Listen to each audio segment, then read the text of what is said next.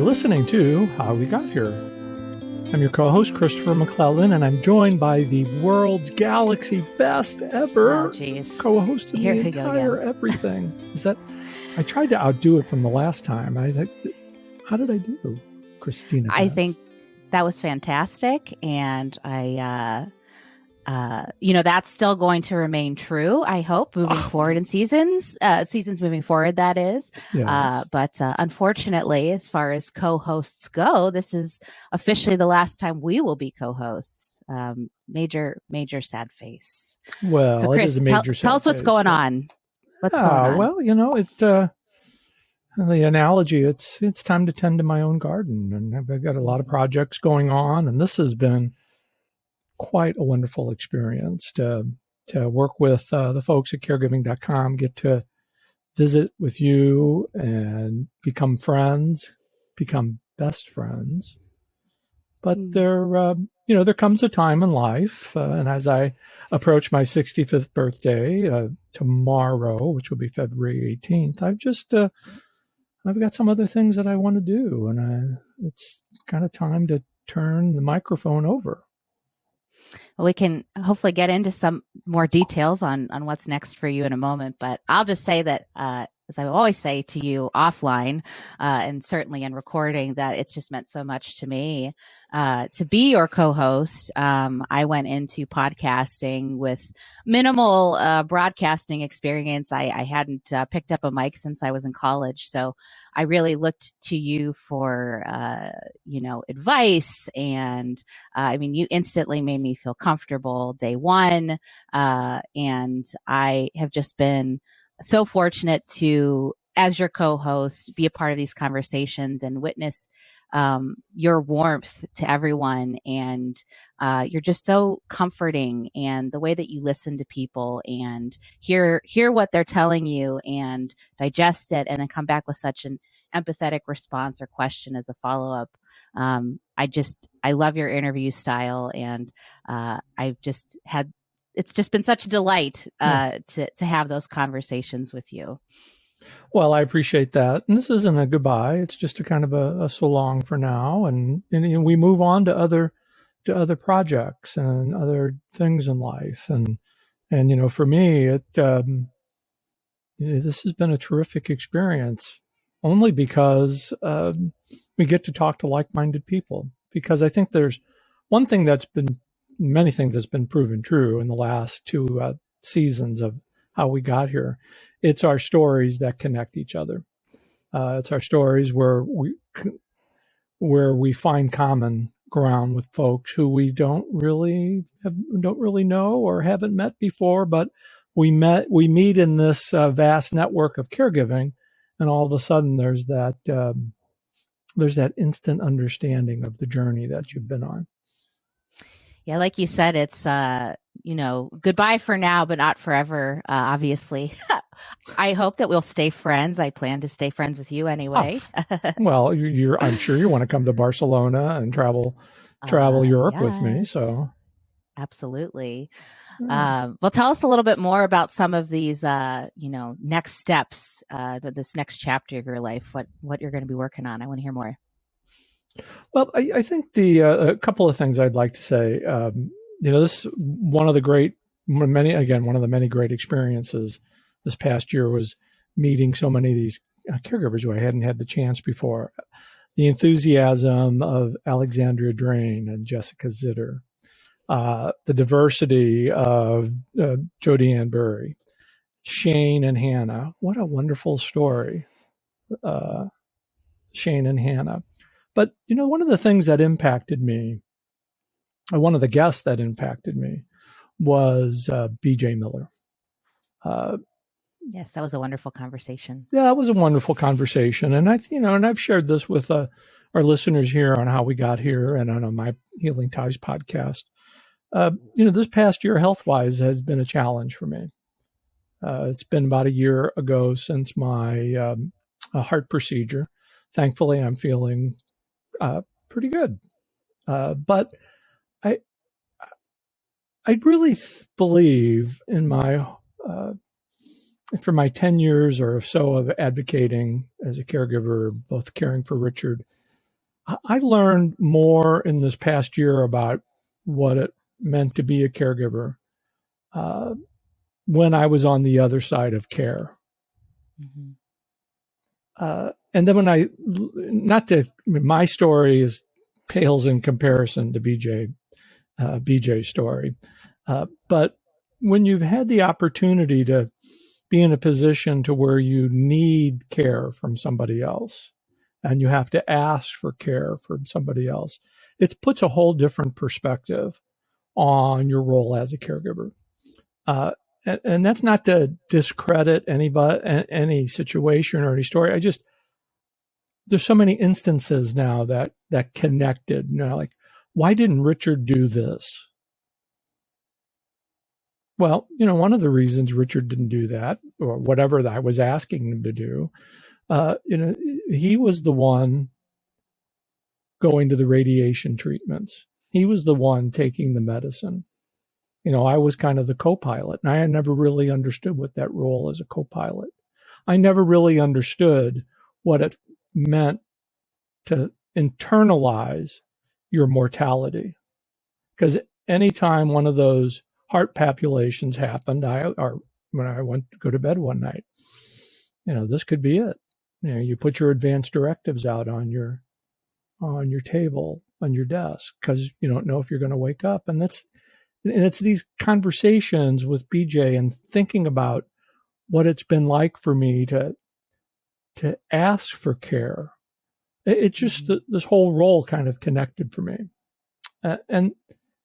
and which also led me into it's time for me to move on to my next chapter. And caregiving advocacy will always be a part of me, but for me, it's I'm aging gayfully, and I'm stepping into my comfort zone.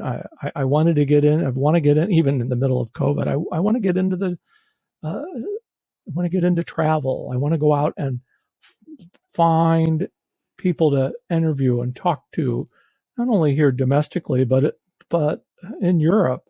How are you aging gayfully? What are you doing to live out? And I'll use a bowling analogy here, to live out the 8th, 9th, and 10th frames of your life. And that's really been prevalent in my mind for the past year. How am I going to live out the rest of my life?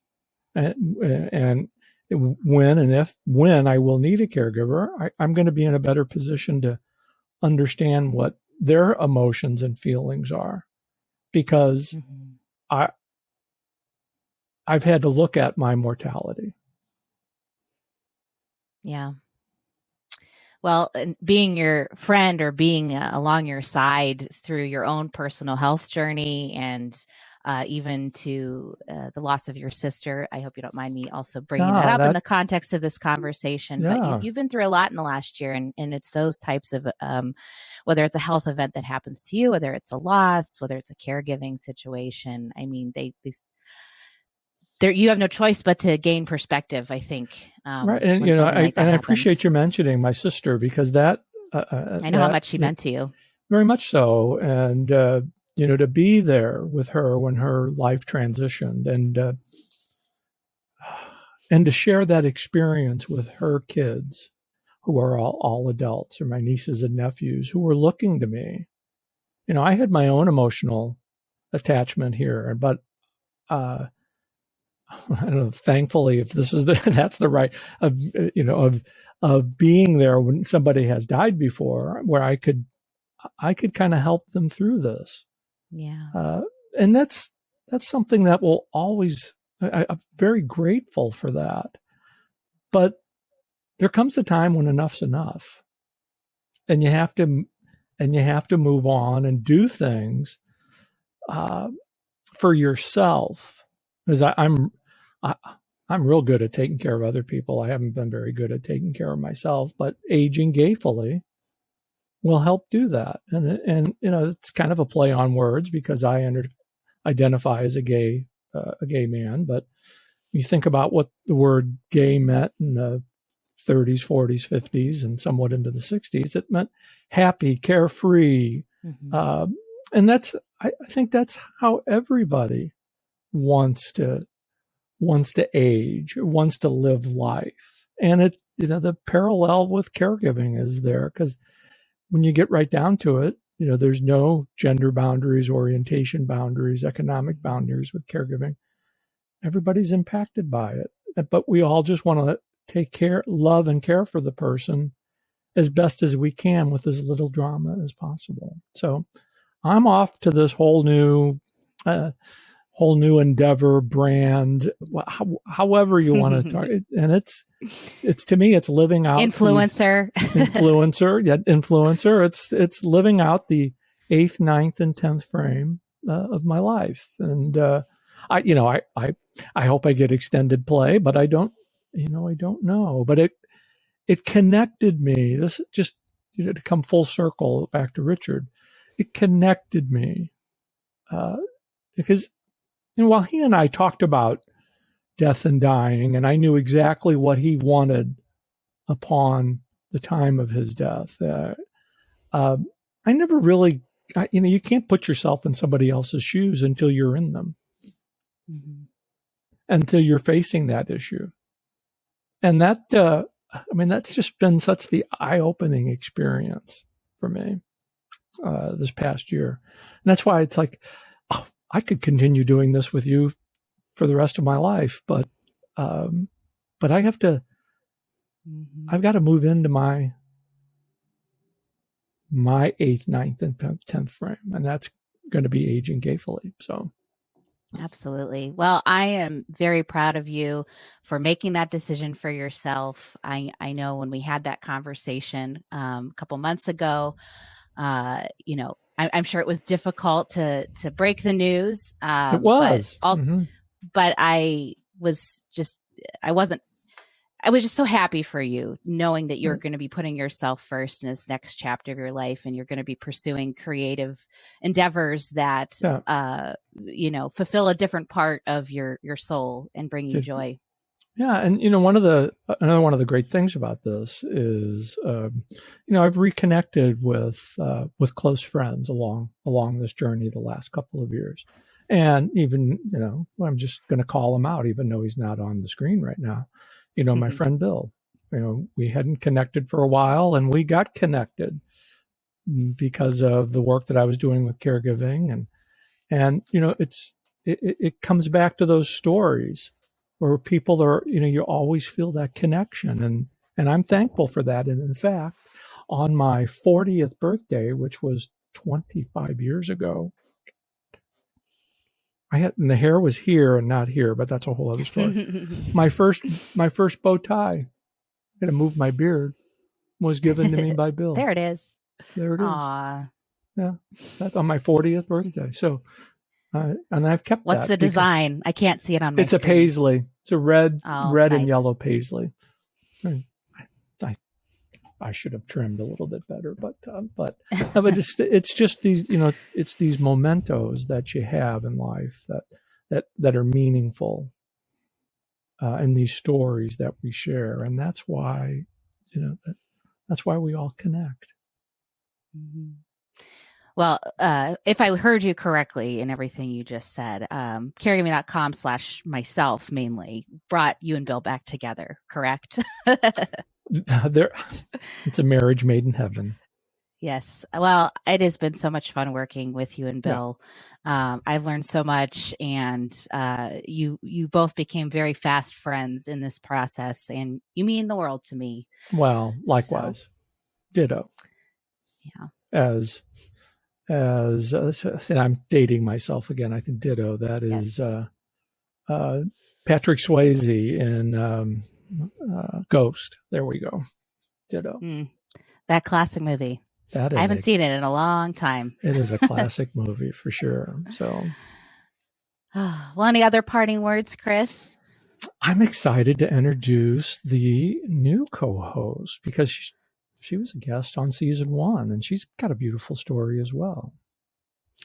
Yes, please, Chris, join me in welcoming and introducing our new co-host for season 3 and beyond, the Sarah Trott. Clap, clap, clap, clap. Yay!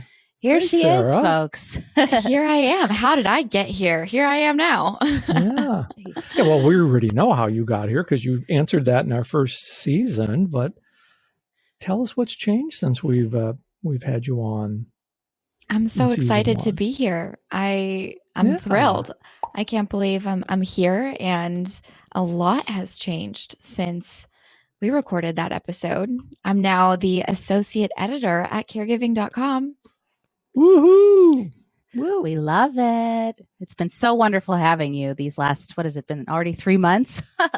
You've been a huge help and a source of inspiration. So I'm so glad that you're a part of our team.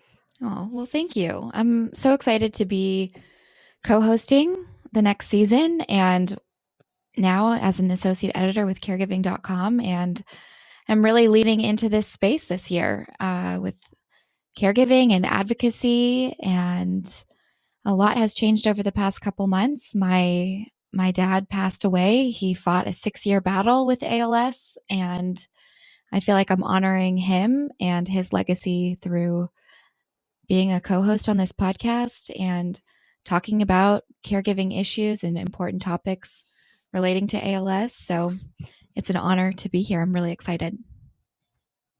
And it's such an important topic to cover. And when you can do it from the position of where you've been, you're going to help so many more people. Thank you. Yeah, I'm excited. I'm really excited to reconnect also with my podcast roots in a really new and meaningful way. I come from a broadcast journalism background, so I have a podcast of my own as well, but I'm really looking forward to specifically covering caregiving related topics. And I learned a lot in my caregiving journey, but I have a lot more to learn from others as well. So very excited. Let the cat out of the bag, you two. What can we expect in season 3? Well, I think first and foremost, you'll still be hearing all of the stories that you've come to appreciate. We will continue to be doing in-depth, hour-long-ish conversations with people, just really getting to know their stories. But we have a couple other excited ideas that we're excited about that are brewing. So I'll let Sarah tease some of those ideas that we have moving forward.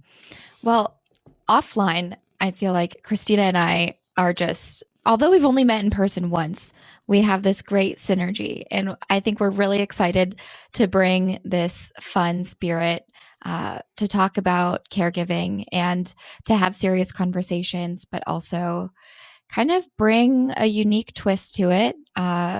So I think also just changing up a few things, of course, having the longer interviews, but also Christina and I just, riffing about news, events, issues, trends, tangible resources happening in the caregiver space, maybe in some shorter form episodes as a way to bring more content and more really, relevant content to you guys.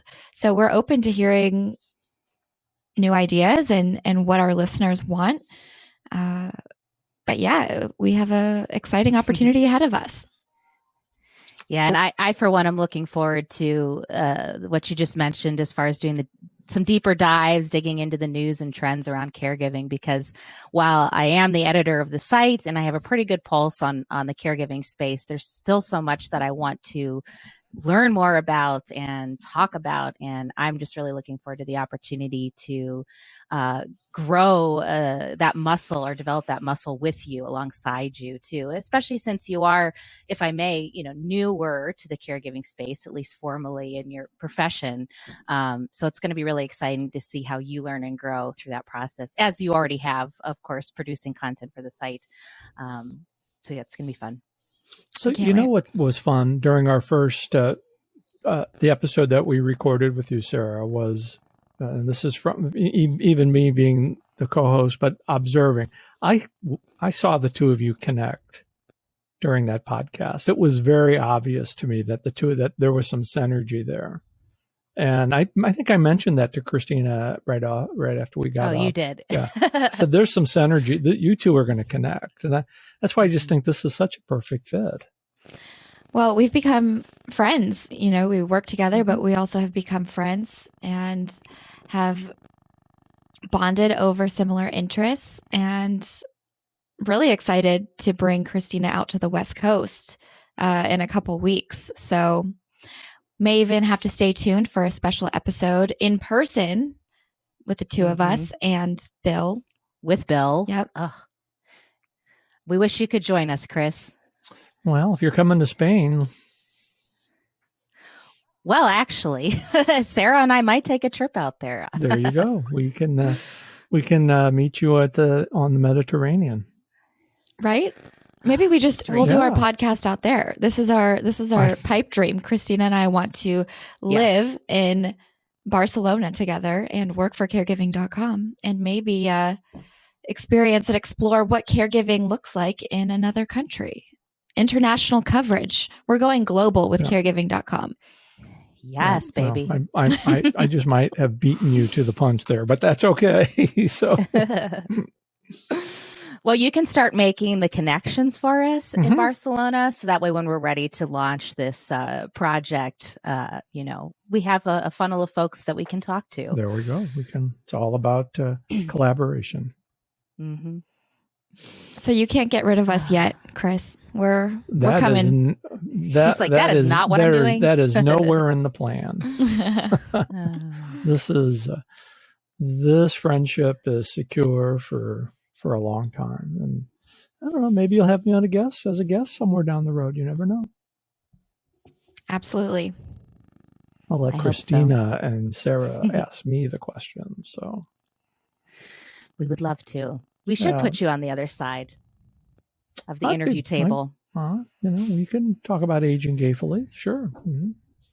That'd be a wonderful thing to do. But in all sincerity, Christina, you Please, are. You got to get one more of those in. You are simply the best. Simply the best. Thank you. And Sarah, it is just another example of people getting the opportunity to meet that most likely would never have met because of the caregiving and experiences.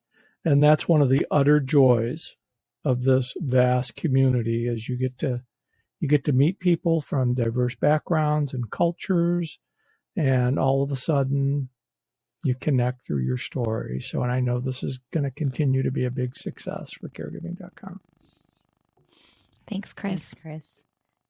Yeah, I'm coming back to, Sarah, something you said when we were talking offline about how we got here, the format and the future of it. And you said being on the show meant so much to you because at that time in your life, all everyone wanted to ask you about was being on The Bachelor, when all you cared about was what was going on at home with your father. And so for that, I thought that was worth mentioning in this conversation, but also because I'm just so grateful that you opened that email that I sent. You didn't have to, not everyone does, but you saw that email and you thought, no, this is going to be something worth trying. And then look where we are now. Right. That's kind of incredible how one email can really change your life. And thank you for sending that email, because now here we are, and you've been a mentor to me, Christina, and Chris, getting into the caregiving space and showing me how I can use my voice and my platforms to make a difference. And I'm so excited. So thank you guys. As I am learning to say, muy bien.